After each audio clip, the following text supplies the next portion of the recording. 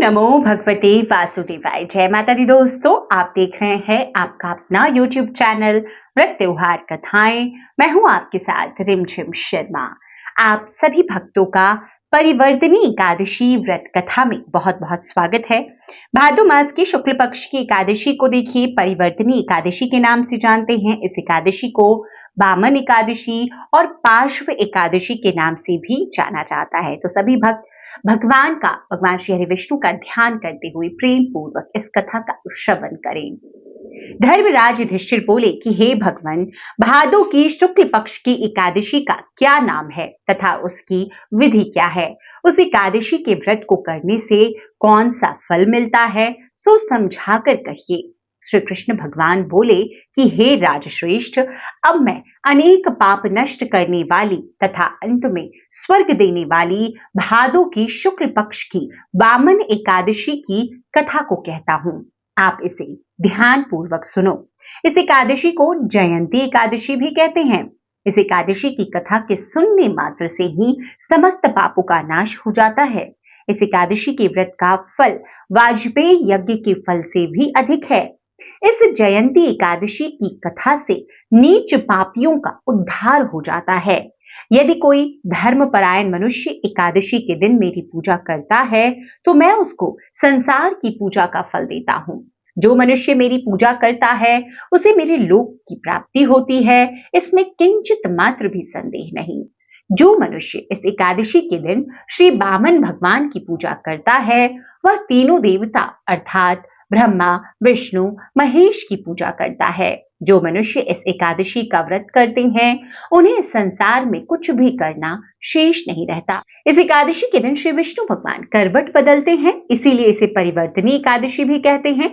इस पर भी युधिष्ठिर बोले कि हे भगवान, आपके वचनों को सुनकर मुझे महान संदेह हो रहा है कि आप किस प्रकार सोते तथा करवट बदलते हैं।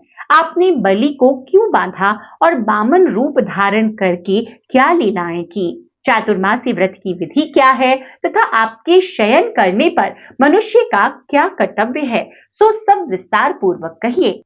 श्री कृष्ण भगवान बोले कि हे राजन, अब आप पापों को नष्ट करने वाली कथा का श्रवण कीजिए। त्रेता युग में बलि नाम का एक दानव था। वह अत्यंत भक्त, दानी, सत्यवादी तथा ब्राह्मणों की सेवा करने वाला था। वह सदैव यज्ञ, तप आदि किया करता था। वह अपनी भक्ति के प्रभाव से स्वर्ग में इंद्र के स्थान पर राज्य करने लगा। इंद्र तथा अन्य देवता इस बात को सहन न कर सके और भगवान के पास जाकर प्रार्थना करने लगे। अंत में भगवान ने वामन रूप धारण किया। मैंने भगवान तेजस्वी ब्राह्मण बालक रूप में राजा बलि को जीता। इस पर राजा युधिष्ठिर बोले कि हे जनार्दन, आपने वामन रूप धारण करके उस बलि को किस प्रकार जीता, यह सब विस्तार पूर्वक समझाइए। श्री कृष्ण भगवान बोले कि हे राजन, मैंने वामन रूप धारण करके राजा बलि से याचना की कि हे राजन, तुम मुझे 3 पैर भूमि दे दो, इससे तुम्हारे लिए 3 लोक दान का फल प्राप्त होगा। राजा बलि ने इस छोटी सी याचना को स्वीकार कर लिया और भूमि देने को तैयार हो गया। तब मैंने अपने आकार को बढ़ाया और भूलोक में पैर, भुवनलोक में जंघा, स्वर्गलोक में कमर, महलोक में पेट, जनलोक में हृदय, तपलोक में कंठ और सत्यलोक में मुख रखकर अपने सिर को ऊंचा उठा लिया।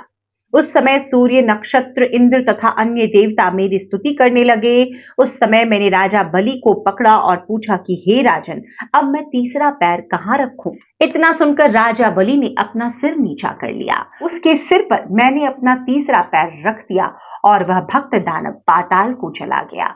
जब मैंने उसे अत्यंत विनीत पाया तो मैंने उससे कहा कि हे बलि, मैं सदैव तुम्हारे पास रहूंगा। भादो के शुक्ल पक्ष की परिवर्तनी नामक एकादशी के दिन मेरी एक प्रतिमा राजा बलि के पास रहती है और एक क्षीर सागर में शेषनाग पर शयन करती रहती है।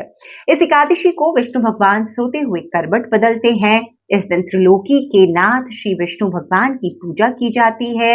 इसमें चावल और दही सहित चांदी का दान किया जाता है और इस दिन रात्रि को जागरण करना चाहिए। इस प्रकार व्रत करने से मनुष्य समस्त पापों से मुक्त होकर स्वर्गलोक को जाता है।